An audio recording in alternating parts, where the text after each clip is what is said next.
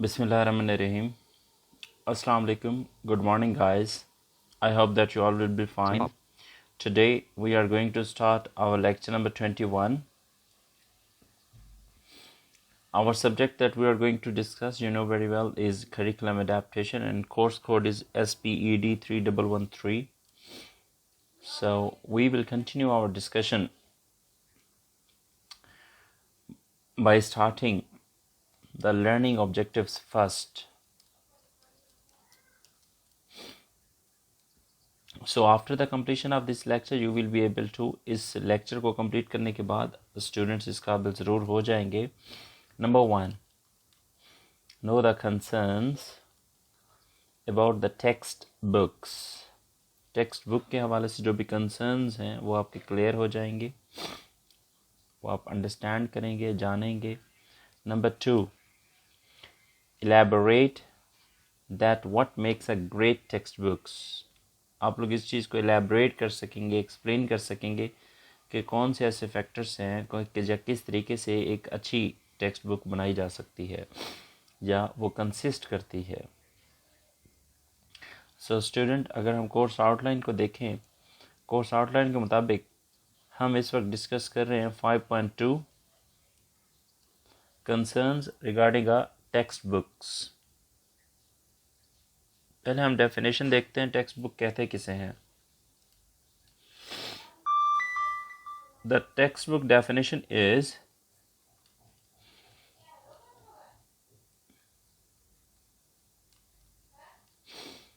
a book used as a standard work for the study of a particular subject. यानी कि एक ऐसी book होती है जो कि एक पर्टिकुलर सब्जेक्ट को यूज़ करने के लिए, पर्टिकुलर सब्जेक्ट को रीड करने के लिए, स्टडी करने के लिए यूज़ की जाती है, स्टैंडर्ड की बनी होती है. ये है text book.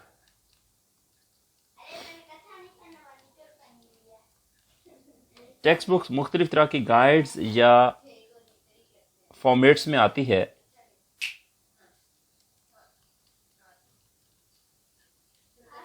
Depending on the subject and as.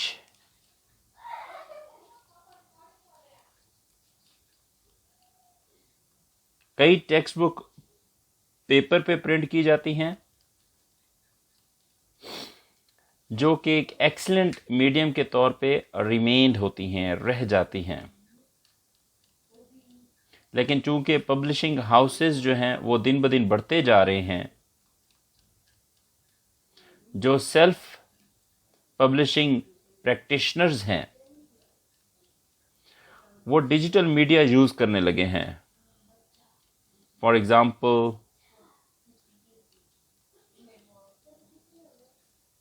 EPUB,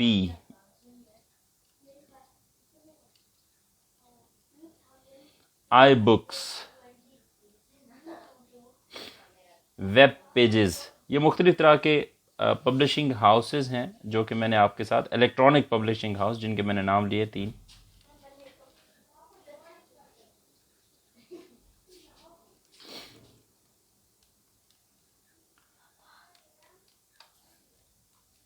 और इन जो पब्लिशिंग हाउस हैं इनका काम क्या है,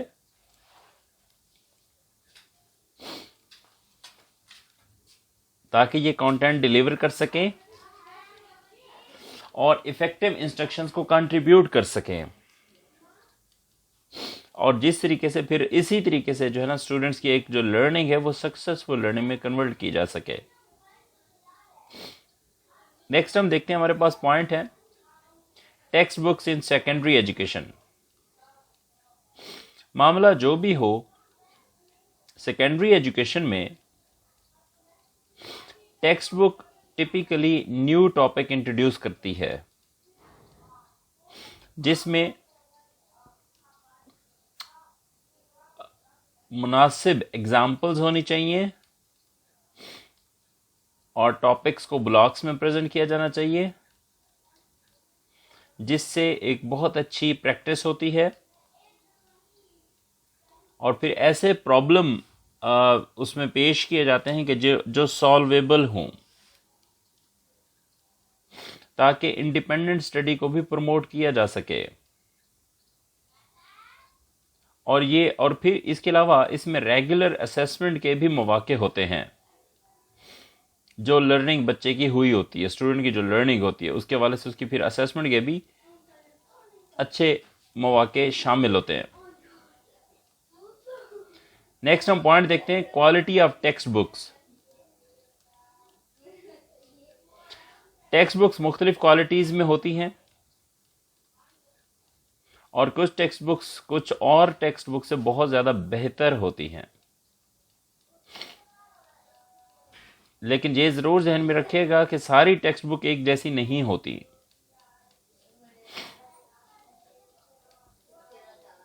लेकिन आप उन टेक्स्ट बुक्स को उनके कैरेक्टरिस्टिक्स के हवाले से पहचान लेते हैं जो टेक्स्ट बुक आप जब यूज कर रहे होते हैं। इसमें कुछ अप्रोचेस भी शामिल हैं।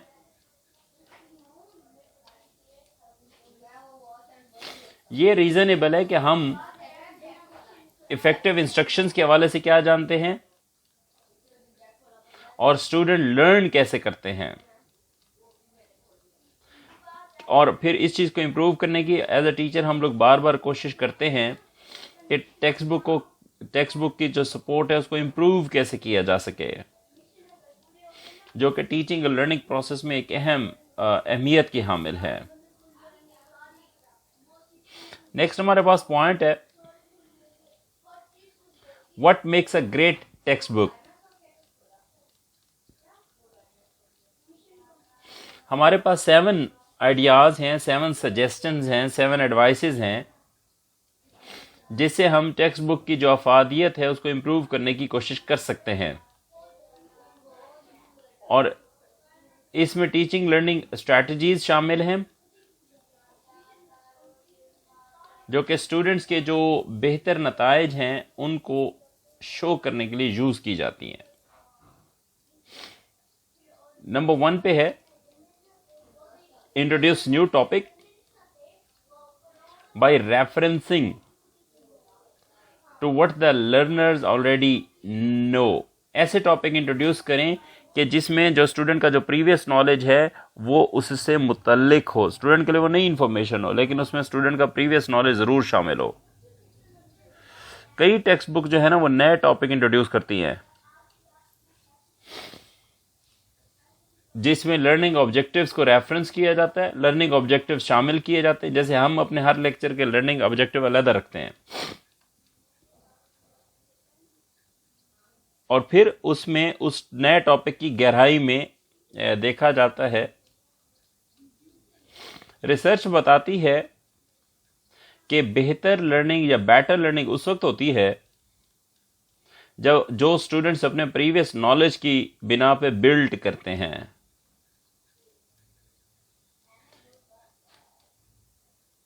इसमें वो एक्टिविटीज भी शामिल हैं जो कि प्रायर नॉलेज को यूज करती हैं और फिर ये नया नॉलेज पुराने नॉलेज के साथ कनेक्ट होता है। स्टूडेंट्स इसको सीखते हैं मुख्तलिफ एक्टिविटीज के जरिए।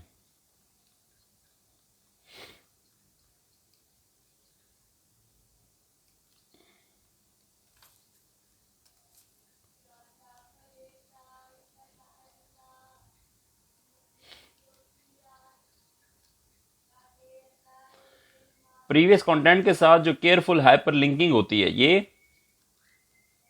Multiple choice questions, close exercises या जो वोकैबुलरी टेस्ट हैं वो सारे डिजिटल रिसोर्सेज में डाले जा सकते हैं इस प्रिंसिपल को सपोर्ट करने के लिए। नंबर 2 पे है,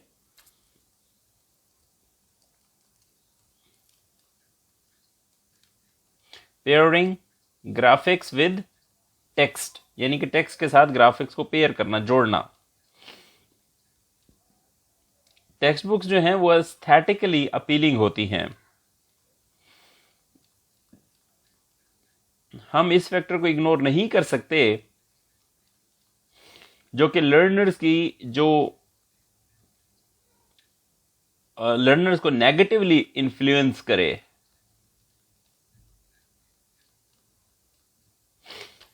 कि स्टूडेंट्स की अगर सीखने का कोई चांस हो और हम उसको इग्नोर कर दें।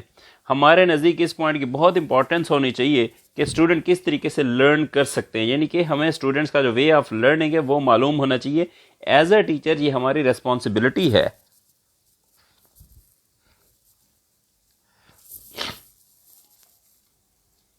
अगरचे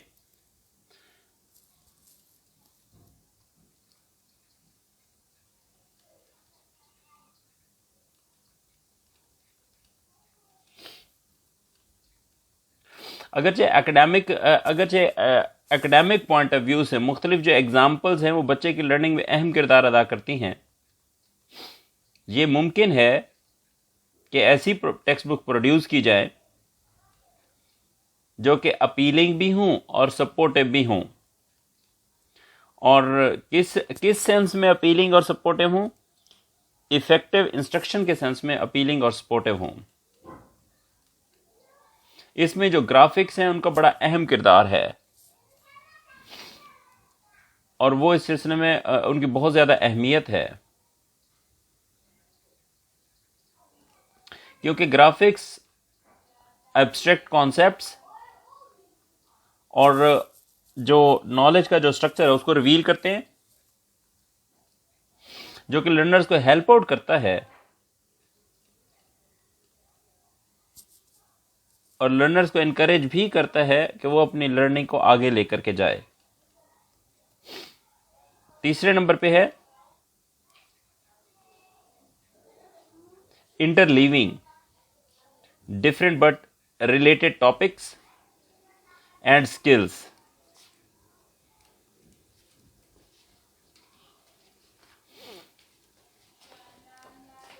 इंटरलीविंग क्या है?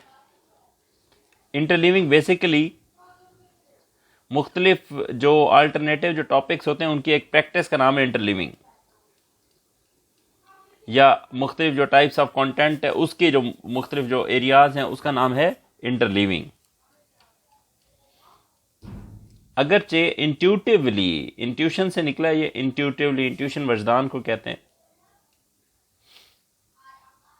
कि हम एक टॉपिक पे फोकस करने से ज़्यादा सीखते हैं, या किसी स्किल पे अगर एक टाइम में फोकस किया जाए तो हम उसको ज़्यादा सीखेंगे।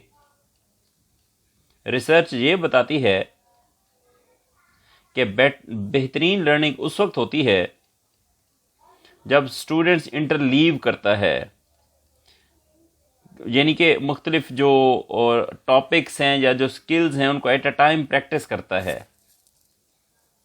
रादर देन बजाय इसके कि बच्चा या स्टूडेंट एक ही टॉपिक पे या एक ही स्किल पे एक ही टाइम में फोकस करे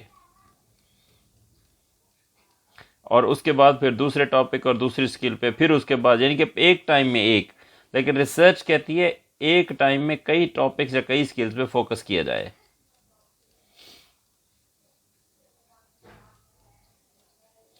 अगरचे जो इल्यूजन है इसका कि जनाब जो कि बेटर लर्निंग, बेहतरीन लर्निंग जो है वो मुख्तलिफ टॉपिक्स को स्टडी करने से अचीव की जा सकती है जो कि ब्लॉक्स में हों। बेसिकली ये मुख्तलिफ टॉपिक्स वाला जो कॉन्सेप्ट है ये इंटरलीविंग से जुड़ा हुआ है उन स्किल से, या यानी कि हम ये कह सकते हैं इंटरलीविंग टॉपिक्स एंड स्किल्स है ये जो एक्टिविटी है जिसमें स्टूडेंट्स एक टाइम में कई टॉपिक्स या कई स्किल्स सीखते हैं और ये फिर बच्चे के जहन में काफ़ी अरसे तक ये चीज़ें मौजूद भी रहती हैं और एक बहुत अच्छी अंडरस्टैंडिंग को हासिल किया जा सकता है। इस तरीके से ये एक बहुत अच्छा कंट्रीब्यूशन होता है जो कंटेंट के जो पब्लिशर्स होते हैं उनके लिए।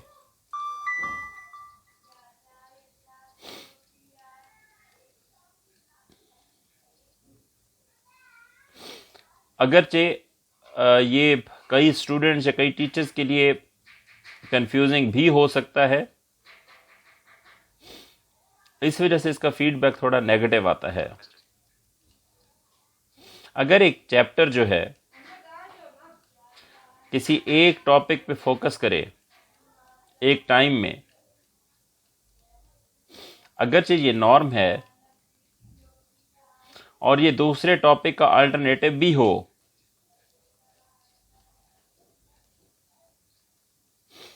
और ये कनेक्ट करे प्रीवियस नॉलेज को नए नॉलेज के साथ, तो एक लिहाज से ये बेहतर है। लेकिन रिसर्च ये कहती है कि एक टाइम में अगर आप कई टॉपिक या कई स्किल्स पे काम करें तो उससे बच्चे के जहन में काफ़ी अरसे तक नॉलेज को रोका जा सकता है, रिटेन किया जा सकता है। नंबर 4 पे है एनकरेज डिस्ट्रीब्यूटेड प्रैक्टिस। ये जो पॉइंट है ये इंटरलिविंग ऑफ टॉपिक्स एंड स्किल वाले पॉइंट से क्लोजली रिलेट करता है। डिस्ट्रीब्यूटेड या जो स्पेस्ड प्रैक्टिस होती है वो इस हकीकत पे मबनी होती है कि जो लर्नर्स हैं वो इंफॉर्मेशन को याद रखते हैं उस वक्त, और उस वक्त बहुत अच्छे तरीके से याद रखते हैं जब वो बार बार इस चीज़ को एक्सपीरियंस करते हैं, प्रैक्टिस करते हैं। टेक्स्ट बुक बेसिकली एक मॉड्यूलर स्ट्रक्चर अडॉप्ट करती हैं जिसमें study one topic, assess it, move it on. तो ये 3 तरह का एक स्ट्रक्चर्ड प्लान होता है हर टेक्स्ट बुक में कि पहले स्टडी किया जाता है, असेस किया जाता है और फिर आगे बढ़ा जाता है। Job done, good luck for the exam. मतलब ये 5 पॉइंट हैं जो एक टेक्स्ट बुक का एक टॉपिक कैरी करता है। स्टूडेंट्स के लिए एनकरेजमेंट ज़रूर है उसमें। अगर जो टीचर्स ये भी क्लेम करते हैं कि टॉपिक कवर हो चुका है,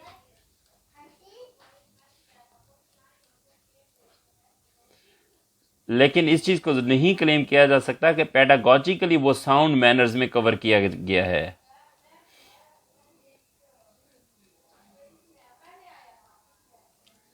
अनलेस उस वक्त तक के जब तक टीचर ये ना बताएं कि इस टॉपिक को 1 से ज़्यादा दफ़ा स्टडी किया जा चुका है।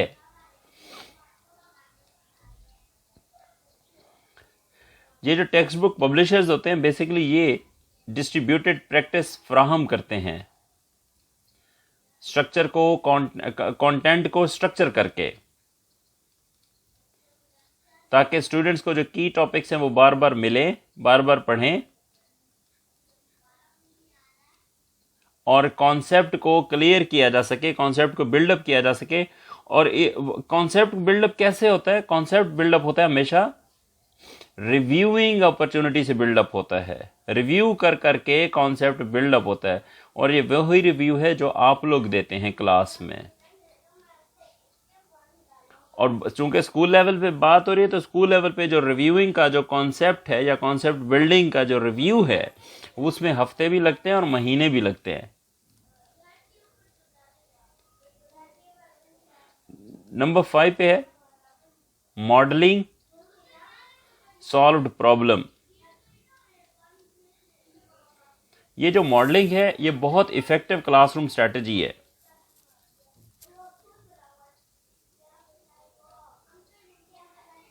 टेक्स्ट बुक एक बहुत पावर मीडियम है मॉडलिंग का। ये ज्यादातर रिटन प्रॉब्लम्स का एक रिटन सोल्यूशन ही कंसीडर किया जाता है, जिसमें एग्जाम्पल्स भी शामिल हैं।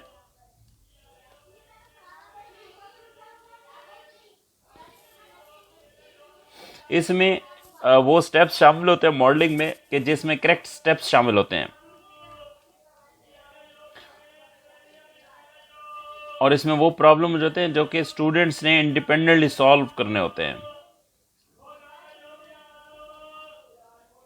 ये भी इंटरलीविंग की ही एक एग्जाम्पल है। नंबर 6 पे है teach independent study. Teach independent skills, teach independent study skills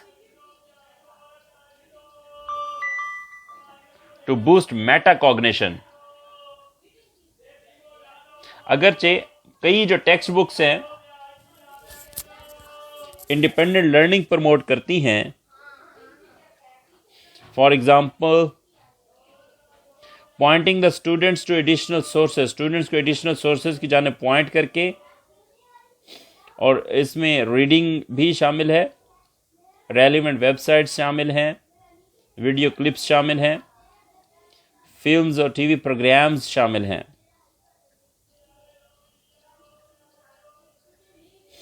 ये बेसिकली मेटाकॉग्निटिव स्ट्रैटेजीज हैं ताकि स्टूडेंट्स को हेल्प आउट किया जा सके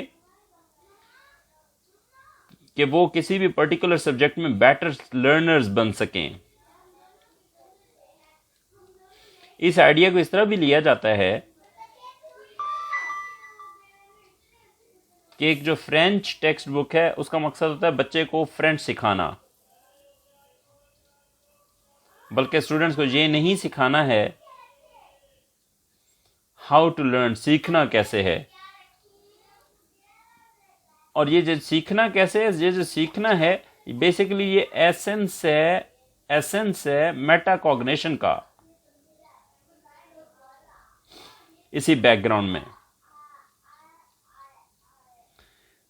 ये जो व्यू है जस्टिफाइएबल जरूर है, हम इसको ये जरूर कह सकते हैं कि ये जो व्यू है ये जस्टिफाइएबल जरूर है। अगर हम मेटाकॉग्निशन की बात करें, मेटाकॉग्निशन की डेफिनेशन मैं आपको बता देता हूं, इसको फिर हम अंडरस्टैंड भी कर लेते हैं। The knowledge and experiences we have about our own cognitive process, हमारा अपना जो कॉग्निटिव प्रोसेस है, थिंकिंग और अंडरस्टैंडिंग जो प्रोसेस है, इसके हवाले से जो हमारे पास नॉलेज और एक्सपीरियंस जो हम रखते हैं वो है मेटाकॉग्निशन।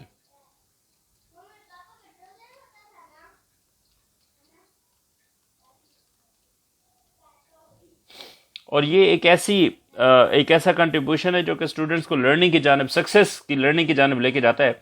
फॉर एग्जाम्पल रिसर्च बताती है कि लर्नर्स को इनकरेज करना कि कैसे प्लान करना है, कैसे मॉनिटरिंग करनी है, कैसे इवैल्यूएट करना है खुद की लर्निंग को,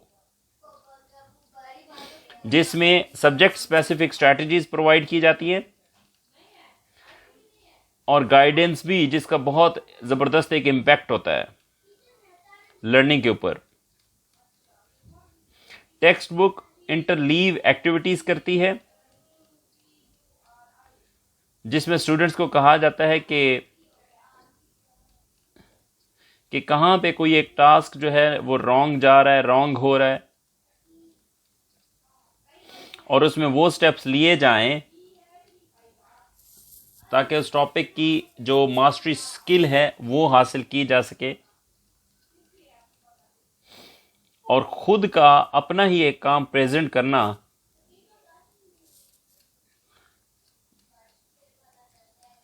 ताकि वो पॉसिबल जो आंसर्स हैं वो प्रोवाइड किए जा सकें उन क्वेश्चंस को जिनसे स्टूडेंट्स फेस कर रहे हैं। नंबर 7 पे है frequent assessments for better retention. मेरा जो फाइनल सजेशन है वो असेसमेंट के साथ डील करता है, और इसको जनरली कैसे यूज किया जाता है, कैसे डिटरमाइन किया जाता है, जो कि स्टूडेंट से एक रिक्वायर्ड मटेरियल लर्न करता है। एक और कंट्रीब्यूटिव टर्म में कि जो फ्रीक्वेंट असेसमेंट है वो लर्निंग को बहुत ज्यादा हेल्पफुल है।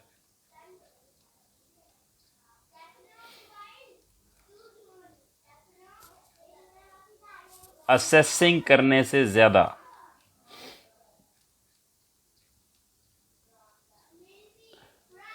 क्योंकि असेसिंग में हम एक्सटेंट ऑफ लर्निंग देखते हैं, लेकिन जो फ्रीक्वेंट असेसमेंट है हम एक्सटेंट ऑफ लर्निंग को भी असेस कर रहे होते हैं कि किस हद तक बच्चे ने सीखा है।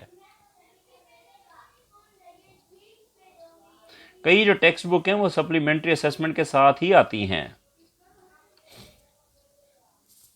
और एक सेपरेट पैक होता है, मतलब एक असेसमेंट बुक्स अलहदा से बनी होती हैं, टेक्स्ट बुक के साथ ही असेसमेंट बुक्स अलहदा से होती हैं, जो कि आपको बाज़ औक़ात अलहदा से परचेज़ करनी पड़ती हैं। ये जो आपकी वर्कशीट्स होती हैं या कुछ इस तरह के असेसमेंट बुक्स हैं वो अलहदा से मार्केट से मिलती हैं। कई केसेस में कई पब्लिशर्स असेसमेंट को एक लास्ट या फाइनल थॉट के तौर पे देखते हैं।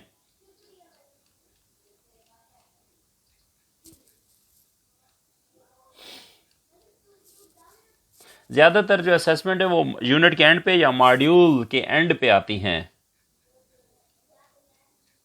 या साल के जो एंड पे जो एनुअल एग्जाम्स होते हैं उस वक्त भी असेसमेंट को अप्लाई किया जाता है। तो अगर हम कंक्लूजन की बात करें इस लेक्चर के हवाले से,